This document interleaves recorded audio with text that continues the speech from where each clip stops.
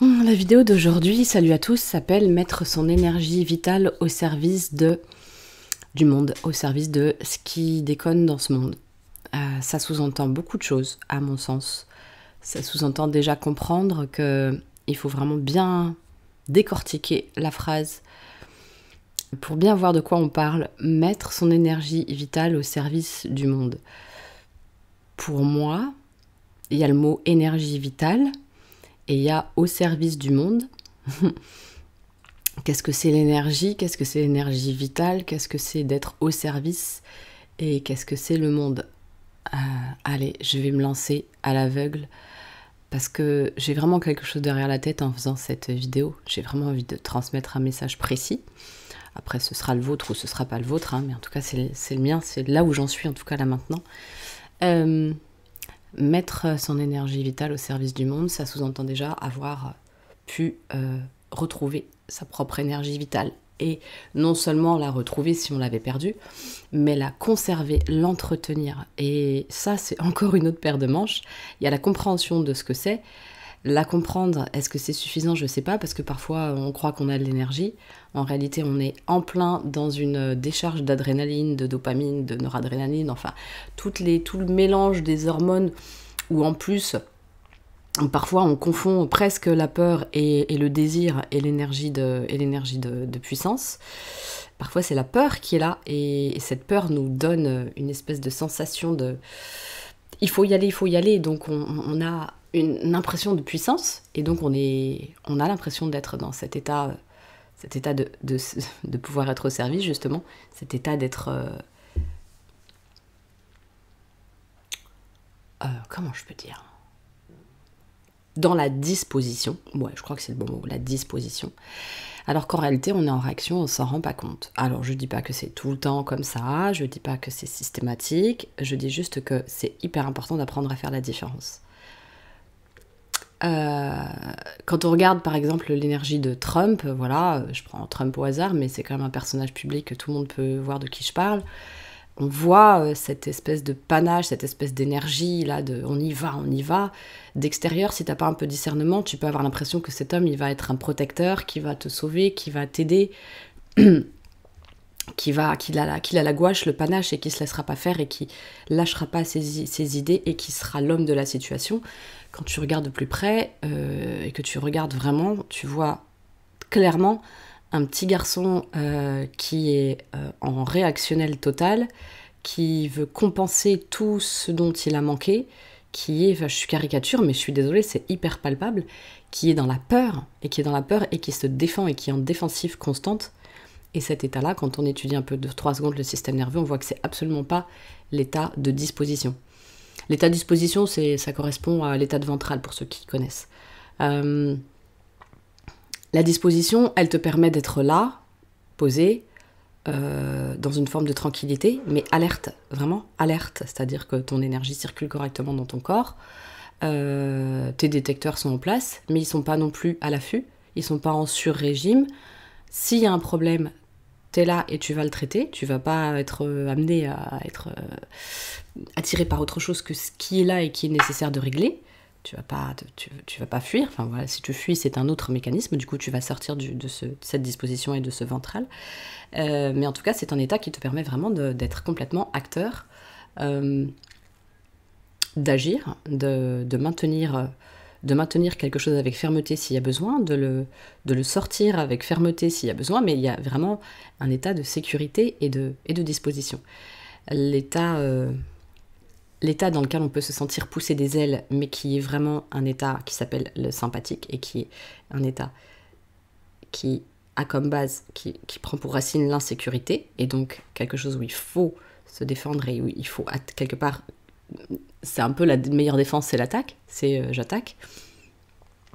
Je me défends, mais sous couvert de... Je suis au service. Voilà, il dit qu'il est au service, Trump, par exemple. Il dit qu'il est au service, mais il se rend vraiment pas compte qu'il est surtout au service de faire baisser la pression interne qu'il ressent de cette insécurité pour pouvoir se sentir puissant et fort. Et à travers quoi? À travers du contrôle, à travers de l'imposition, il dira que c'est pas de la tyrannie, mais à travers des menaces, etc. Et toujours pareil, c'est une question de subtilité. Poser ses limites n'est pas forcément menacer. C'est prévenir, ça peut être prévenir, mais c'est pas la même énergie interne. Et c'est quelque chose de subtil. Et donc cette énergie vitale, voilà, j'en reviens à ça, elle peut être vraiment très confondue, vraiment clairement confondue avec l'énergie sympathique, l'énergie de speed et de défensive et de peur d'en manquer, de peur de manquer d'énergie. Peur de manquer d'énergie, c'est pas la même chose que avoir envie d'être plein d'énergie, parce que c'est notre état tout à fait accessible quand on reprend le quoi. J'ai trouvé le bon mot. J'allais dire le lead, mais quand on reprend le lead, oui, c'est une forme de lead, mais quand on reprend la responsabilité, ça y est, j'ai trouvé, c'est pas le lead, c'est la responsabilité de son énergie et de son état interne et de ce qu'on fait de nous à partir du moment où nos yeux s'ouvrent le matin et jusqu'à ce qu'on les ferme le soir. Ouais, ça demande beaucoup d'efforts et de discernement et de choix, d'ouvrir les yeux, c'est clair. Pas simple tout le temps, surtout quand on est dissocié. Mais c'est bien à ça que sert la régulation du système nerveux, mes amis. C'est bien à sortir de ça tranquillement, mais sûrement. Tranquillement, mais sûrement. Il y a bien les deux mots là aussi. Ok, donc l'énergie vitale, c'est vraiment comment je vais refaire circuler l'énergie dans mon corps et remettre bien tout ce qui concerne ma sphère mentale à la bonne place, ce qui concerne la sphère émotionnelle à la bonne place, et ce qui concerne la sphère instinctivo-moteur à la bonne place. Et parfois on se gourre complètement quand on parle d'instinct, d'intuition, d'instinct, on est un peu à côté de la plaque. Et moi-même, je prétends pas tout savoir là-dessus, c'est encore assez diffus, mais je sais que j'ai longtemps confondu et je ressens que je confonds facilement. En tout cas, je ressens quand, par contre, il y a... On mélange tout, enfin, il y a des fois on mélange tout, quoi. On mélange vraiment tout. Pourquoi ? Parce qu'on connaît même pas tout ce que je viens de vous dire, là, ces trois centres, on les connaît même pas. Moi, je n'avais pas notion de ça il y a encore si peu de temps. Et il n'y a pas d'autre choix pour remettre l'énergie vitale en ligne que de refaire un check-up complet, avec discernement toujours. On n'est pas obligé de faire un changement à 180 degrés d'un seul coup, sinon on fait péter le système, c'est vraiment pas l'idéal, mais il faut au moins être engagé dans quelque chose qui nous emmène quelque part et qui nous fait bouger d'une manière ou d'une autre. Au service. Être au service, c'est quoi ? Être au service, pour moi, ça sous-entend plusieurs choses. Ça sous-entend, en tout premier lieu, en ce qui me concerne, ce que je comprends maintenant, ma définition, c'est pouvoir mettre l'autre en mesure de pouvoir agir pour lui s'il en est capable sur le moment, lui montrer comment il va pouvoir agir sur lui plus tard et comment devenir capable de ça. C'est apprendre à pêcher plutôt que de filer du poisson. On le voit bien, si on prend l'exemple de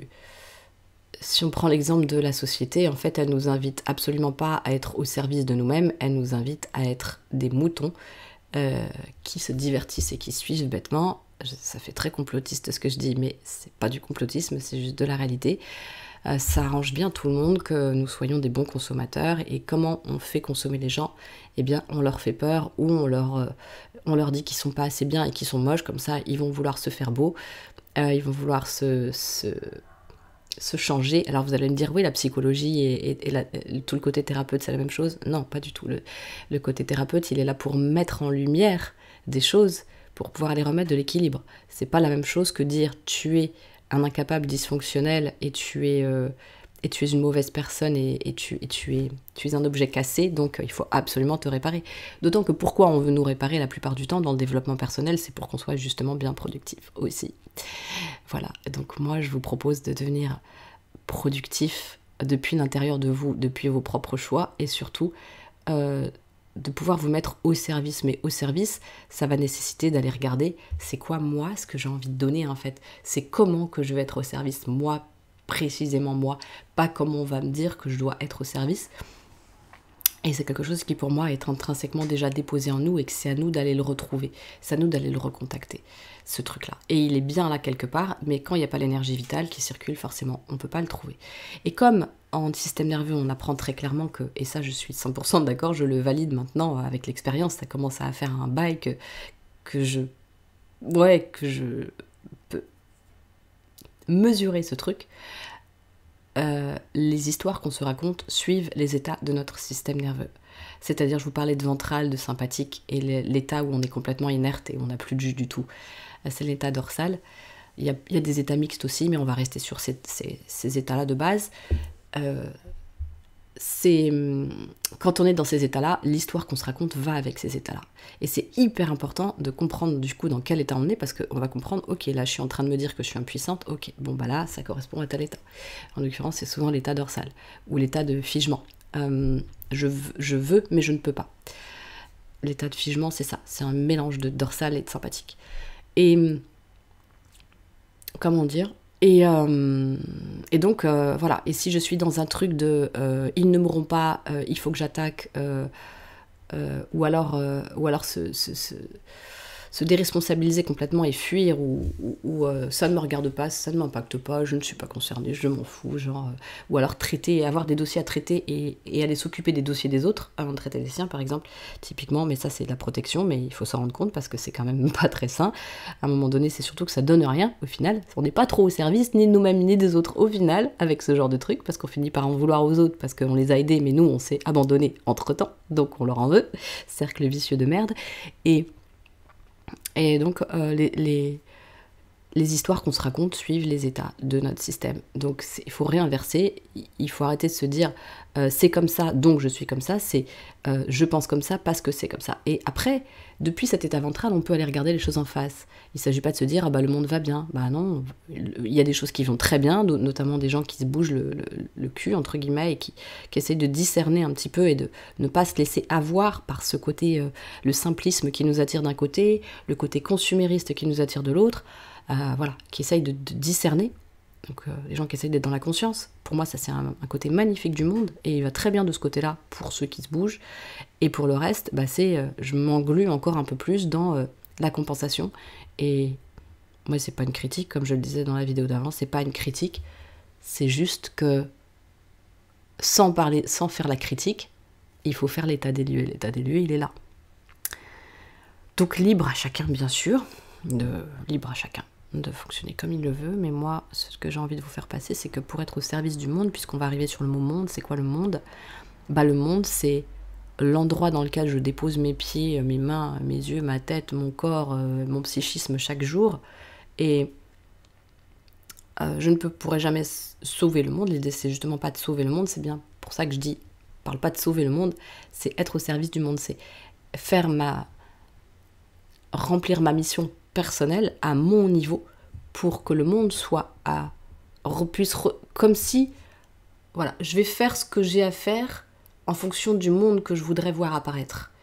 Et ça va bien sûr, il va y avoir des obstacles, hein, puisque forcément, vu que c'est beaucoup plus arrangeant que je reste dans mon consumérisme ou mon simplisme, bah, ça va pas plaire à tout le monde, hein, que je fasse ça, finalement je me bouge le cul pour faire ma petite goutte de ce que je pourrais apporter. Je sais pas, ramasser le papier que j'ai jeté par terre, plutôt que de commencer à créer une poubelle et de dire après le monde est crade, le monde est sale, mais moi-même j'y contribue, chaque jour sans m'en rendre compte. Exemple, hein, il y en a plein des exemples comme ça. Qu'est-ce que je peux faire à mon niveau pour être l'humain de la planète sur laquelle j'aimerais vivre en fait. Et donc être au service du monde, c'est ça, c'est faire ça, c'est jouer sa note à son niveau, pas essayer de la jouer, je vais sauver tout le monde, je vais prêcher pour tout le monde et dans 10 ans c'est bon, le monde ira bien. Non, ça c'est peine perdue, on va perdre son énergie, dilapider son énergie. C'est une grosse erreur, on l'a sans doute tous fait peut-être, je sais pas, en tout cas moi je l'ai faite. Ça ne marche pas, ça ne fait que nous plomber encore plus, ça ne fait que nous sentir encore plus impuissants derrière. Cette mesure, elle est importante à trouver. Et le monde, bah, c'est être conscient de ce qui se passe dans le monde. Mais dans le monde, on ne sait pas toujours tout, parce que entre ce qu'on nous dit, on ne sait pas. Mais en tous les cas, On peut voir déjà à notre simple niveau ce qui se passe là, sous nos yeux. Et sous nos yeux, c'est un peu le reflet de ce qui déconne dans le monde. Voilà, la violence gratuite, la violence, en tout cas, la tyrannie qu'on peut voir un peu de partout. Ou alors le laisser-aller total, hein, qui fait qu'il y a des gens qui ne s'occupent pas, par exemple, des gens dont on a besoin qu'on s'occupe, hein, à savoir, je sais pas moi, hein, les gens, les enfants, les nourrissons, les enfants, etc. Ou les gens qui prennent le dessus et qui maltraitent dans plein de sens du terme, ou qui se mettent en danger en mettant en danger aussi les autres, qui blessent l'intégrité des autres. Voilà. Il y a quand même des dosages qui sont très palpables et clairs, et il y a des intentions qui sont palpables et claires, mais bien sûr que derrière, il y a de la souffrance. Derrière ces gens qui agissent comme ça, il y a tout un tas de traumas, il y a tout un tas de trucs qui ne sont pas pris en charge. Et donc, être au service, c'est aller regarder ça tel que c'est, ne pas être dans le jugement systématique, mais plutôt aller regarder, ok, qu'est-ce qu'on peut faire par rapport à ça, pour que ce truc-là n'arrive plus, plutôt que d'aller punir à tout va. Punir, c'est sans doute important, en tout cas mettre hors d'état de nuire, je pense que c'est très important, ça c'est certain, mais c'est surtout qu'est-ce qu'on fait, quoi, pour que demain ce soit pas ça. Et à notre propre niveau, dans notre propre sphère, à nous, intime, notre corps, comment on fait pour que je sois moins intoxiquée demain. On essaye de sauver le monde, mais est-ce qu'on regarde rien que notre micro-structure à nous, notre micro-environnement? C'est pas gagné. Ça peut être cool de le faire, et puis pas de le faire en mode « il faut que je le fasse », en mode « ah ouais, ça fait du bien de le faire ». Ça fait du bien de le faire. Et il y a un truc qui se passe quand on commence à faire ça. Voilà, j'avais envie de méditer sur cette petite phrase qui m'est venue, et avec vous, j'ai décortiqué un petit peu le truc. Tu peux pas aider l'autre si tu n'es pas en route pour toi-même. Je dis pas qu'il faut être parfait pour soi déjà, et tu dois être déjà en route pour toi-même. Tu pourras pas, si t'es une branche morte, tu pourras pas rendre vivante une autre plante, quoi. C'est pas possible, tout simplement. L'énergie vitale, faut qu'elle circule chez toi, et c'est un droit de naissance, qui plus est. Ça, je le dis pour tous ceux qui, au fond d'eux, ils se coltinent une onde toxique. Je me mets dedans. Je fais aucune leçon à personne à travers cette vidéo. Je me mets toujours dedans, sachez-le. Dans tout ce que je dis, je me mets toujours dedans. C'est juste que c'est pas parce que je me mets dedans que je vais baisser la tête et que je vais pas expliquer ce que je ressens de ce que je vois. Voilà, à voir comment ça résonne chez vous. Si vous avez écouté et que ça vous a pas plu, pourquoi vous vous êtes mis ça dans les oreilles? Vous êtes un peu bizarre. Et si vous avez été écouté jusqu'au bout et que ça résonne pour vous, alors qu'est-ce que vous pouvez bien en faire? Voilà. Ciao, à bientôt.